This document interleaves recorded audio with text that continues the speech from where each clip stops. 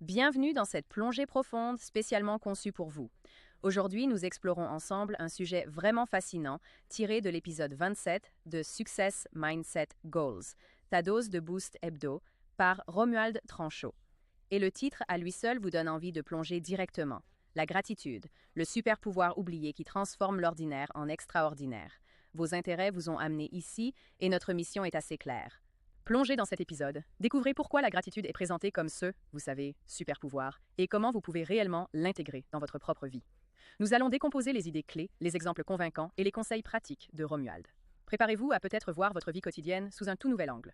Oui, ce qui est si intéressant avec la gratitude, et nous allons certainement en parler, c'est comment sa simplicité apparente cache une véritable profondeur psychologique et un potentiel de transformation assez significatif. Nous allons examiner pourquoi cette pratique est souvent négligée et comment elle peut devenir un véritable moteur pour votre bien-être et votre croissance. L'idée n'est pas juste de survoler la surface, mais de vraiment comprendre comment la gratitude peut véritablement changer votre relation avec le monde. Alors l'épisode soulève une question clé, n'est-ce pas? Pourquoi quelque chose d'apparemment si puissant comme la gratitude est-il souvent mis de côté?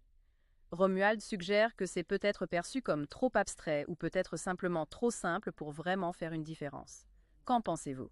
Cela résonne-t-il? C'est une observation vraiment perspicace. Je veux dire, notre société valorise souvent la complexité, n'est-ce pas? Toujours à la poursuite de la nouveauté. La gratitude, cependant, nous invite à nous recentrer sur ce qui est déjà là. L'épisode souligne que nous nous concentrons souvent sur ce qui nous manque, créant ce sentiment d'insatisfaction au lieu de reconnaître la richesse de ce que nous possédons déjà. Exactement. Et l'auteur nous pousse aussi avec des questions directes, comme quelles petites choses prenez-vous pour acquises qui méritent en fait d'être reconnues? Si vous deviez lister, disons, 5 choses pour lesquelles vous êtes reconnaissant aujourd'hui, quelles seraient-elles? Et plus profondément encore, comment définissez-vous le bonheur? Est-il lié à des choses externes ou plutôt à un état interne? Je trouve que ces questions ouvrent vraiment la porte à une réflexion personnelle utile. Elles le font vraiment. Cela vous oblige à faire une pause et à réfléchir. D'accord, allons droit au but. Pourquoi la gratitude a-t-elle ce pouvoir transformateur? L'épisode expose plusieurs points clés. Absolument.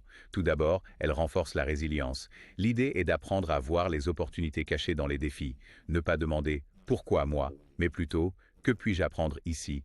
C'est un changement fondamental de perspective face à l'adversité. Vous savez, changer ce récit interne.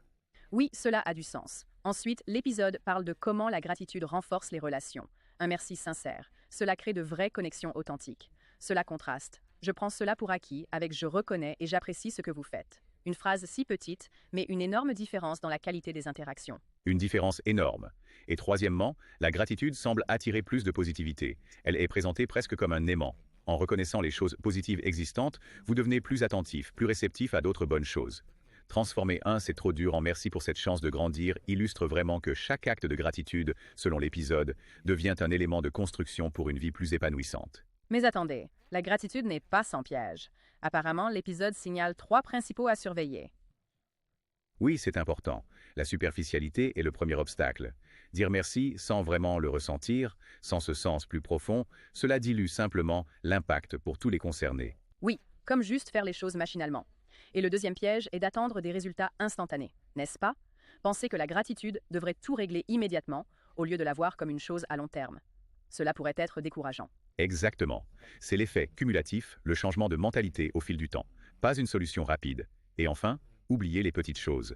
Nous nous concentrons parfois uniquement sur les grandes réalisations et négligeons les joies simples disséminées tout au long de notre journée. Ces petits moments, exact. Donc, pour éviter ces pièges, le conseil est essentiellement de pratiquer la gratitude, se concentrer intentionnellement sur ces petits détails et essayer de l'intégrer dans les routines quotidiennes pour que cela devienne plus naturel. Des conseils simples, mais cruciaux. Très crucial pour que cela s'ancre et que l'on ressente réellement les bienfaits. L'épisode met également en avant 3 vérités clés de la semaine. Premièrement, la gratitude renforce la résilience, aidant à trouver du sens même dans les moments difficiles, comme voir l'échec, comme une leçon. L'exercice suggéré est de penser à une difficulté récente et d'identifier l'opportunité cachée pour vous. Quel est un défi récent? Où vous avez trouvé ou pourriez trouver une leçon? En y repensant, c'est une excellente incitation. La deuxième vérité souligne que dire merci crée des connexions profondes, favorisant la confiance et l'empathie. Un merci sincère peut illuminer la journée de quelqu'un et la vôtre aussi. L'action immédiate suggérée est simple. Envoyez un message de gratitude à quelqu'un qui a fait une différence positive dans votre semaine. Un texto ou un email rapide peut avoir un énorme impact relationnel. Cela peut vraiment. Et la troisième vérité, la gratitude transforme la rareté en abondance. En comparant moins et en appréciant plus, votre bonheur devient moins dépendant des circonstances externes. Le défi mental est de remplacer « il me manque » par J'ai déjà. C'est un recadrage puissant, changeant votre focus. Un changement mental très puissant, en effet. C'est une question de perspective. Et l'épisode ne s'arrête pas seulement aux idées, il donne des étapes pratiques pour cultiver la gratitude. Quotidiennement, d'accord. Tout d'abord, commencez la journée avec un rituel de remerciement. Quand vous vous réveillez, notez simplement 3 choses simples pour lesquelles vous êtes reconnaissant. Cela peut être n'importe quoi, un café chaud, un toit au-dessus de ma tête, une idée inspirante. Utiliser un journal ou même une application peut aider à en faire une habitude. Qu'est-ce qui vous vient à l'esprit? Peut-être de ce matin? Bonne question. D'accord, deuxième point. Transformer les plaintes en opportunités de gratitude. Stress au travail? Essayez de penser reconnaissant. J'ai un travail qui me met au défi. Coincé dans le trafic? Ah, merci pour ce moment pour écouter un podcast. Il s'agit de trouver ce contrepoint reconnaissant à chaque grognement. C'est comme de la gymnastique mentale, n'est-ce pas? C'est vraiment un exercice mental. Troisièmement, organisez un banquet de gratitude. Invitez des amis ou de la famille pour un repas où chacun partage une réussite récente ou exprime son admiration pour quelqu'un d'inspirant. L'épisode suggère d'en planifier un dans les prochaines semaines. C'est une belle façon de partager et d'amplifier les sentiments positifs. Ça a l'air sympa. Ensuite, offrir des compliments sincères à des inconnus ou à des collègues pour renforcer ces liens humains. Remarquez les efforts des gens et reconnaissez-les. Un mot gentil peut faire beaucoup. Absolument. Et enfin, partagez votre gratitude. Peut-être publier une appréciation sincère sur les réseaux sociaux avec quelque chose comme reconnaissant ou kind merci. C'est une façon d'inspirer les autres en montrant que même les petits moments méritent d'être célébrés. Donc, pour mettre tout cela en pratique, l'épisode propose un défi hebdomadaire. Oui, en plusieurs parties. D'abord, tenez un journal de gratitude. 3 choses par jour pendant 7 jours. Engagement simple, pratique puissante pour l'ancrer. Deuxièmement, offrez un compliment sincère à un inconnu, un caissier, quelqu'un au travail que vous ne connaissez pas bien. Cela vous pousse un peu hors de votre zone de confort et crée une interaction positive. Troisièmement, lors d'un moment difficile, essayez consciemment de lister au moins un aspect positif, même minime. Cela aide à garder la perspective et vous empêche de sombrer. Bonne idée. Et enfin, partagez un moment de gratitude en ligne, peut-être avec ce hashtag #PragerMersalave de l'épisode original, ou simplement reconnaissant pour diffuser cette énergie positive. Il s'agit de le renforcer pour vous-même et potentiellement d'élever les autres aussi. Maintenant, pour la suggestion de lecture hebdomadaire. C'était un peu surprenant. La magie du rangement de Marie Kondo, oui, et l'angle est intéressant. C'est présenté comme plus que du simple désencombrement.